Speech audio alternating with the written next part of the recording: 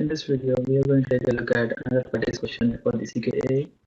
So the question we are going to solve today is to make a node unschedulable and reschedule the pods running on it.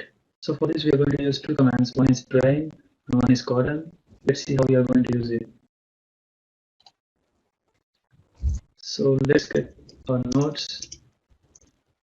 So we have all the nodes in ready status. We have to make the node worker1 unschedulable. So we are going to use cordon to make it unschedulable. kubectl cordon and the name of the node. So now the node is marked as unschedulable. As you can see, it says scheduling disabled.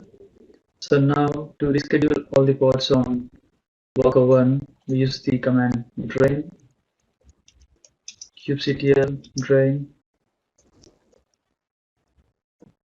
worker 1. So we use the no demo sets to ignore the pods running in the queue system namespace. I'm going to go ahead and do that.